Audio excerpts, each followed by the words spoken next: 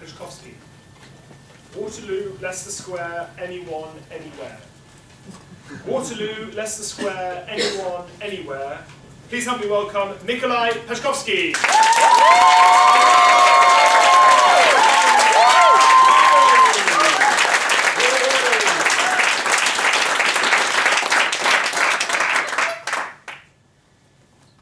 Have you ever tried a rickshaw ride? If you have, you must be mad. And very, very lucky to be still alive.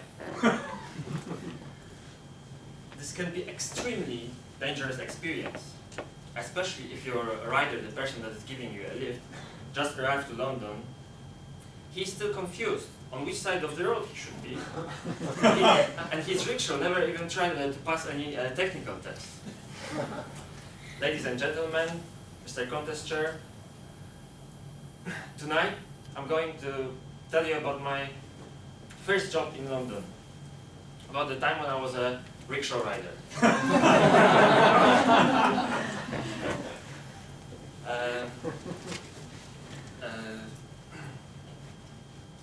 As I said, this can be extremely dangerous experience, but it can be also a wonderful experience for every self-respected Toastmaster. There are two reasons behind it. First of all, every night, if you come back from work, when you come back from work, and if you survived, you have a great story to tell. And secondly, you can make a really decent money just in 2 days, and the rest of the week you can prepare your speeches. Let me start with stories. They usually include a little bit of violence and a little bit of romance. A perfect mix for a good speech, right? Let me give you an example. One night I was giving a lift to these two really nice English chaps. We had a chat on our way, it was lovely, but when we reached the destination, they just, instead of paying their fare, they just ran away. I was looking like a real predator then. I picked the slower one, chased him, and I took his shoe as a deposit, hoping that they're gonna come back and pay their fare, and I'm gonna return their shoe. Unfortunately, they decided to start a fight, and it was a huge mistake, because I used to be a judo champion.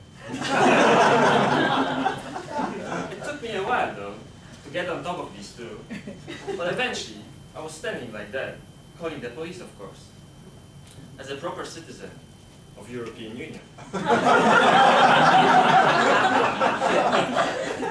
when the police came, guess what they did? They arrested me. Being the good guy.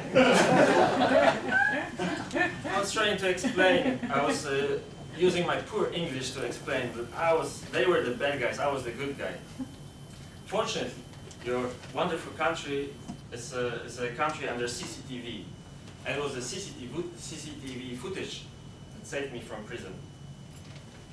So we had a little bit of violence here. Let me tell you about the romance. A few days later, I was recovering from this terrible incident, and a beautiful Swedish girl approached me and she asked me if I can take her home. What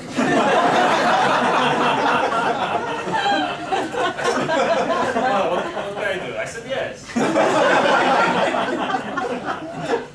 Again, it was a long ride. This time, because she didn't feel very well that night. She must have eaten something not fresh or something, I don't know. But she was throwing out at least 5 times on our way. Still, she looked gorgeous. I really fell in love with her. When we reached the destination, I was expecting a decent tip and a phone number, of course. Because you may not believe, but I used to be a handsome young man. But that night she was really unlucky, and she lost her purse. So she went upstairs to get the money, and the phone number. And I stayed on the street, and I was waiting, and I was waiting. And after 45 minutes, I realized that maybe that's not the right woman. But I need to get my money. So I went upstairs, and I saw 20 apartments in front of me. So which one is hers? And then I heard this familiar sound.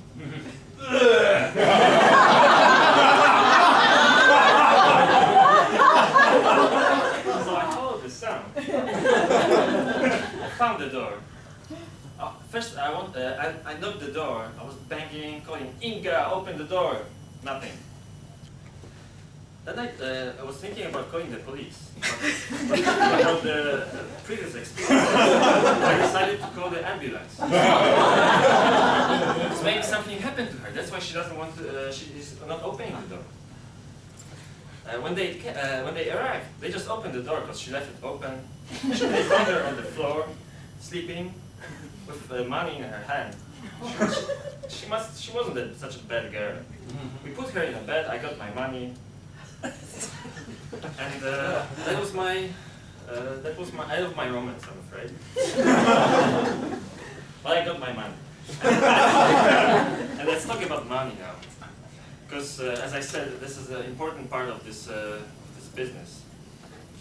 From a perspective, I feel a little bit like that I was like an investment banker. I had no idea what I was doing. I didn't know where I was going. I was risking my client's life. I was taking deposits. I was making decent money. £500 tax-free, just for 2 nights a week. It sounds pretty good. I can see now that some of you are thinking about starting a career as a rickshaw riders. Unfortunately, recession hit this business a little bit, and the money is not that great. However, if you need a story for your every speech for every Toastmaster night, and you want to stay in shape, you should definitely try rickshaw riding.